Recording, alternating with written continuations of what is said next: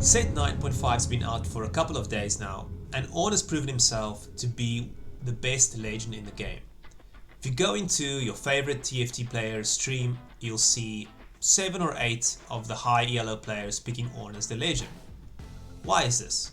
Well, the reason's simple. It's Portable Forge, his gold augment. So if you don't know how the augment system works in TFT, on stage 2-1 you have a 62% chance of seeing a gold augment. So we can game plan around this because we know it's very likely for us to get the gold augment of the legend we choose. We can have a strategy revolving around that. Now, in set 9 I did a specific strategy around Caitlyn and how to game plan and play around stars or Born. And in set 9.5 I'm going to do the same for Ornn. Today we're going to be looking at the artifact items that you can get with Portable Forge, show the tier list and show in which comps they go and how to play the early game. But before we dive into that, I just want to go over the 3 reasons that makes Portable Forge so strong. Number 1, tempo and the ability to win streak. So the artifact items are very strong, especially in the early game, stronger than anything you can build with regular components. So this allows you to put them on a 2-star carry or tank and win spree throughout stage 2, which gives you a stronger economy than any econ augment could. Number 2, it gives you the ability to 3-item your tank or your carry, whether it be AP or AD, earlier than you would have normally. So the way items work is they compound on top of each other. Having a 3-item carry is infinitely stronger than having a 2-item carry. And as soon as you're able to get that online, let's just say it's a 2-star Misfortune. Okay, Misfortune's not very good in this patch, but just as an example, the difference between having her 2 items and 3 items is probably a 40% power increase. Now I know I said infinite, but you get what I'm saying. That's going to allow you to have a much stronger mid game as well. Number 3, it gives you direction. Not all of us are challenger, big brain, giga chads that can play every single opener and flex into every single comp. It really helps getting some direction early and knowing these are the 2 or 3 comps we can play from this position because of the Ornn item. And we're going to go over that in a second here because that is the most interesting and most fun part of the build, and that's the part of the guide that's really going to help you climb. So stick with me and let's jump into the items, the tier list and everything else. If you've made it this far into the video, please consider liking and subscribing to the channel if you haven't done so already. It means a lot to me personally and really helps me to grow the channel. And as for the video, let's get back to it. Alright, here we are on Meta TFT, and what we're going to do is we're going to go to stats, items, and filter for artifact items, which gives us the Ornn items that we can get with Portable Forge. Keep in mind that the average placement in the TFT game is 4.5, and as you can see here, every single augment has a higher average placement than that. This is a little inflated since the dragon on, I think it's stage 5 neutral round, will also drop a Ornn item, and obviously if you've made it that far, then when you get one of these, your placement would naturally be higher than 4.5 since 3 or 4 players have already been eliminated. But for the vast majority of these stats, this is powered by players picking this item at stage 2-1 with Portable Forge. So the placements are very high, and Meta TFT has done a really good job of breaking down the tier list here. I'd have to say that my tier list for these items are very similar, so I've got no quibbles with the order of the items. But what's more important than the order is how to play each of the items. So let's go into the first and the very best of the Ornn items, the one you should always pick no matter what on stage 2, and it's Mana Zane. Who does Mana Zane go on? Well, in the late game it goes on Silco, Ahri, Vel'Koz, and Misfortune if she is meta, which currently she's not. So you can see the average placement of her is not very good, but Ahri, Vel'Koz, Silco, this is a Sorc item, and when you get Mana Zane, you force sorcerers because you don't have to roll for any 3 stars, you can play it contested. Putting a Mana Zane on a 2-star 1-cost sorcerer is going to carry you throughout the early game and you're going to be able to get to Silco, and you're going to put it on him, and you're going to get your guaranteed top 4. Here we can take a look at the stage 2 item holders. Now we have Malzahar, Cassiopeia as our AP item holders. We can also put it on an AD champion like Samira. Remember, Mana Zane gives you AD, it gives you attack speed, right? It also gives AP and mana, but for the most part it actually gives more AD stats than it gives AP stats. So it's great on an early game AD item holder like Samira, but my favorite item holder is Orianna, and the reason for this is simple. So we go to Team Builder and we type in Sorks. We'll see that these are our sorcerers, and we're going to always be looking to play 6 Sorks. That's going to be the breakpoint that we're going to be aiming for a mid-game and late-game sorcerer board. There's a big jump between 4 and 6 Sorks. This is not a Sork guide, but just trust me, you want to play 6 Sorks over 4 Sorks. And here we have our 6 sorcerers, and what we eventually want to do is add in the Ahri and drop the Orianna, like this. With our final board looking something like this, where we're playing Shen for all of his traits, and we add in the Karma for Ionia as well as Invoker, and we stack the Ahri. Now obviously Mana Zane goes on Silco, because usually as soon as we hit Silco, we're going to sell our Orianna, play a 1-star Orianna, or if we hit Ahri, obviously play Ahri, and put the Mana Zane on Silco. If we hit Ahri before Silco, the Mana Zane goes on Ahri. So that's how you want to use the Mana Zane to get to this board. And once you have this board online, you're guaranteed a top 4 and most likely a top 2. Next up we have Anima Visage. Now this is the most flexible of the Ornn items. It's a must pick if you don't have Mana Zane in your list. The reason for this is it goes on the 3 premier tanks in the set, and it's completely busted on Cho'Gath reroll. So if we look at Anima Visage here, we can see that it's a 3.66 place if you put it on Cho'Gath.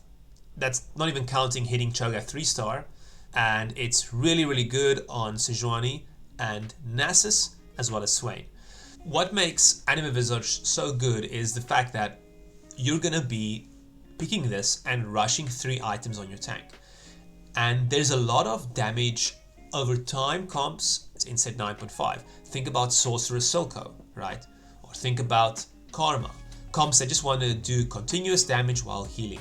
Well, the problem for these comps is they literally can't get through a 3-item Cho'Gath with Anima Visage, because he simply has too much HP, and what Anima Visage does is it regenerates 2.5% max health every second.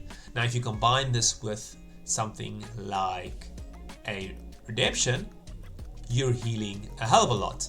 Let's say you add in a Bramble Vest. Now you've got some MR, you've got anti-crit protection, you've got some armor, and you've got a ton of HP per second healing. And the same goes for Nasus. If you stack 3 items on Nasus, when he ultis, he steals resist, heals himself, etc. So a lot of comps just simply can't get through this stat check and lose, and you're gonna just win half of your rounds because the enemy carry can't break through your front line.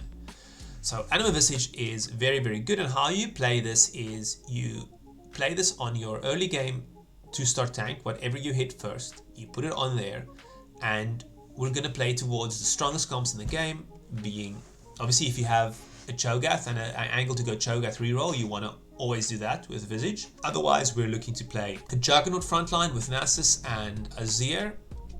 And you can also try Juggernauts with Nasus, Warwick, and Silco. That's also great. Or you go for Sejuani frontline, and what Sejuani fits in is the Gunner line, as well as the Mordekaiser Slayer build, because she goes very good with Rek'Sai. And that comp lacks a dedicated frontline unit, so Sejuani fits in perfectly there. And of course, in the Salt board we showed earlier, Swain or Taric will be your main tank, so you put it on them. It's not as good there because they don't have a high base HP, but yeah, Sorks is still very good, so you'll play that every day of the week. Next up we have Zhonyas Paradox. Zhonyas Paradox is more linear item, meaning it's not as flexible as something like the Visage is, and Zhonyas Azir is going to be your main line. When you get Zhonyas, you want to play towards him. That's S tier. It goes really well on Mordekaiser as well as Kai'Sa. So this is more for the Mordekaiser frontline build, not necessarily for the RFC Mordekaiser build. So when you play Zhonyas, you typically want to focus on building Nash's Tooth. Nash's Tooth is going to be comboing with Zhonyas really well because it fits on both Azir as well as Mordekaiser, who are your two premier carries when you hit this item. I'll be looking to force a Nash's Tooth, and from there you can get Spell Crit or you can get a Rage Blade, depending on which of the carries you end up playing and which composition you end up playing. Sniper Focus is an interesting one. This goes really well on the AD carries of the set, but right now AD carries aren't in a really good spot. So Xayah comps are really struggling, as we can see with the average placement here. It averages a lot lower than the average placement of the item. It doesn't work really well on Azir since he doesn't have anything that increases his range. He doesn't really make use of the AD all that much. So who do we put it on? Well, this is a really good item for gunners, and this is really an item that I would say opens up you to play Aphelios. Now in this set, you don't really want to play Aphelios as your carry in gunners. You're typically going to look to itemize the Jinx or the Jace. But if you get Sniper's Focus, that definitely opens up the Aphelios line, since he utilizes Sniper's Focus a lot better than the Jinx or the Jace because of his ultimate ability, hitting from a very long range. Now, it's also a really good item on Jace. Jace also benefits from the fact that the damage is increased for each hex between the holder and their target. Jace's bolt can fire longer than his attack range. As a general guide, you want to pick up Sniper's Focus and you want to put it on a unit that has ability that shoots further than its attack range. Or you want to put it on a unit that benefits from gaining the +1 attack range, like Nyla or Mordekaiser. So you can see they're also pretty decent in the stats here. So very flexible item, great pickup for if you're going towards the AD lines, and also playable on Mordekaiser. Next up we have Tricksters Glass. This one is a very good early game item. It's going to help you streak. It's not nearly as good in the late game, but there are ways to optimize it. So firstly, the best item holder is going to be Samira, and the reason for this is because Samira's ability stacks on top of each other. So reducing armor is very, very good when you have two of the units doing that. So for example, let's say the enemy frontline is a 2-star Poppy with Bastion active, right? She's going to have roughly 80 resist or something like that. Okay, now we have the Samira, and next to her we put another Samira that's been copied by Trickster's Glass, right? 70% max health, 30% max mana. Both of them are firing at Poppy, reducing her armor by 20 a shot, or whatever the stats is on Samira. I think it's roughly about, yeah, okay, so it's 10 on stage on a 1-star and 15 on a 2-star. So let's say 15. So her armor goes from 80 to 50, and then the next time they fire from 50 to 20, and she's taking a bunch of extra damage, allowing you to melt through her and move on to the backline. And the same goes for Cassiopeia. So Cassiopeia is basically going to be the AP version of this, where if you 2-star a Cassiopeia, you put it on her and you put the Cassiopeias next to each other, making sure they're firing on the same target. And if you read Cassiopeia's spell, she will deal magic damage and wound the target. But if they're already wounded, then she deals bonus damage instead, right? So the first Cassiopeia fires, wounds the targets, and the clone fires and deals bonus magic damage. So that's a very nice combo on stage 2. And later on, you're going to be putting it on whatever 5 cost you hit. As you can see here, all of the 5 costs have the best win rates with Trickster's Glass, and this is not just because you got to stage 5 or 6. The reason for this is that there's not a lot of 4 or 3 cost units with good synergies with Trickster's Glass at the moment. If you think about set 9, we had Callista, which would put spears in target, and if you had a clone, the spears would stack, meaning that you could easily get to the critical amount of spears and execute the target. We don't really have something like that in set 9.5, but instead we have overpowered and overtuned 5 costs, and the 5 costs are getting their power from their spells, right? So it's very important to make use of that, and the best units are gonna be the best 5 cost units: Rise, Aatrox, Balvev, GP, Ahri, etc. Next up we have Hull Crusher, and Hull Crusher is gonna be just your generic tank item. It's a very strong early game. Just make sure that you social distance your holder, meaning you don't put anything next to him. And the best tanks in the game currently are Cho'Gath, Nasus, and Sejuani. You're going to be trying to play towards those units when you get Hull Crusher. I would say that this is just a generic tank item. It does go better on something like a Nasus than it would on a Cho'Gath or a Sejuani, because you are getting attack damage from it. But there's not much to be said about this item. You just put it on whichever tank you consider to 3-item first. That's going to give you the multiplication effect that we talked about in the intro. Infinity Force is another tricky one to play around. So if we take a look at Infinity Force and we look at the best holders, if we ignore Rise, we'll see that Twisted Fate really likes this item. Why is that? I don't know. I've never put Infinity Force on Twisted Fate, and at the moment I'm not really playing Multicaster or Bilgewater, so you can experiment with that. I'm simply thinking of it as an item that is generically good on a frontline carry or a backline carry. Now, we don't have many frontline carries except for Mordekaiser and Balvev in the set, but as we can see, it has a positive effect on their win rate. Obviously GP as well, you can play him in the front line.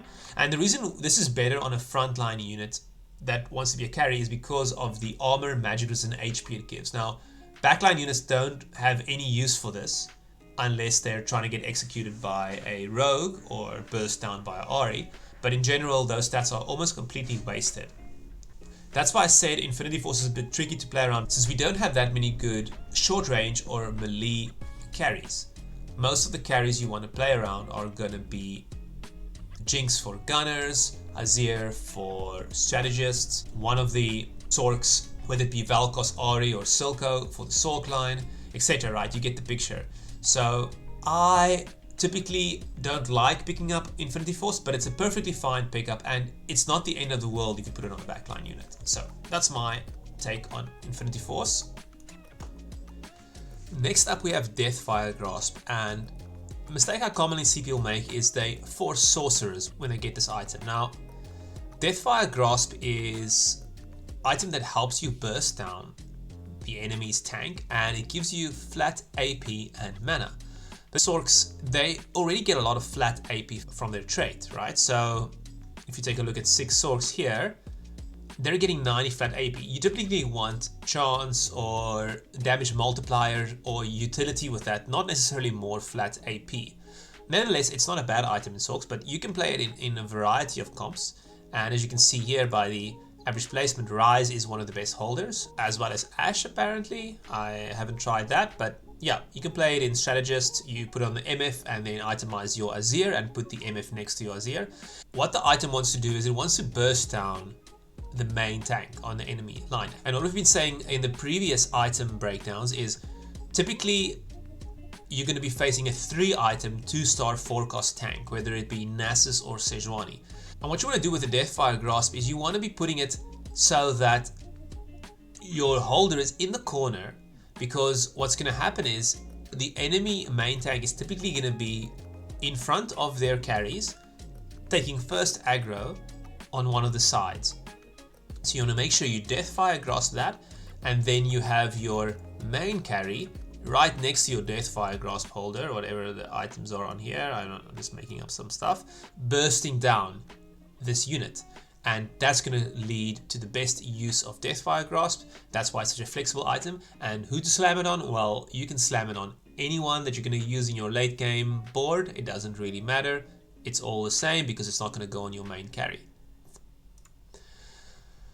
Next we have another item. I'm going to do Eternal Winter first. That's also positionally based, and we can go right back to this board, and in the event that our opponents do not have the... Well, let's do it from the other side. So let's say we are the Sorks here and we get Eternal Winter instead. Well, we would want to position something like this and put the Eternal Winter on our... I'd rather go for Swain since we can fully itemize him. And we want to 3-item our Swain. So let's say we put something like this on him. Magic uses MR and he gets HP from his ability, and this is going to be able to lock down our opponent's carries because they're going to be attacking the Eternal Winter holder first, getting stunned early in the fight, and we're going to snowball the fight from there. So you make sure that your Eternal Winter holder is on the same side as the enemy carries. Next we have Death Defiance. So I'll put this below Eternal Winter on my tier list, and the reason for this is on the current patch, it's really hard to play Death Defiance because it's a bruiser item. Now, I don't mean about bruiser the trait, I mean bruiser as in a melee carry that needs to be able to do damage as well as tank. And there's not a lot of good ones at the moment. The best option is going to be Fiora, since she goes into Challengers, and Challengers is an okay comp right now. Obviously, if you hit a 5 cost, you put it on them. Balveth and Aatrox will be your premier holders. Warwick, if you get the Warwick augments, also really good. I don't find Rek'Sai to be reliable, and I would not put this on Samira, even if the stat says it's good. To me, that would be an item holder. Death Defiance can go on any rogue. It's really good on Kiana. She is here in the stats. Kiana's not very strong in this patch, but it fits her playstyle perfectly since you want to get up close and personal and you don't want to get bursted. You'll be able to heal back when you trigger the rogue. When they drop below 50%, you heal back up and you're going to get the most value from that. Nasus is an okay holder of this since he is reliant on doing a bit of damage and attacking, auto-attacking, but I would still rather put it on a 5 cost if I'm at that stage of the game. They have Gold Collector. Now, this is really a Xayah item, a Vanquisher item, since this gives critical strike and Vanquishers can already crit with their abilities, which means you don't have to waste another slot on giving the unit crit because you never want to play Gold Collector without Infinity Edge, since you're wasting this crit chance, as it can only trigger on auto attacks, it can never on your ability. So if you look at Xayah's items, she doesn't have to build the IE. You can get some really good stacks with the Gold Collector. So let's just say you have something like this. So putting this on Xayah gives you the ability to really get the best of both worlds. You manage to fit Rageblade, which is her best item, and you're able to put in something like Last Whisper, giving her even more crit and reducing everything's armor that she hits. So this would be my best in slot items on Xayah, and I would consider Xayah comp to be playable if you hit Gold Collector and Gold Collector only. I would stay away from the Vanquisher Ionia line if I don't have Gold Collector if I'm playing Ornn.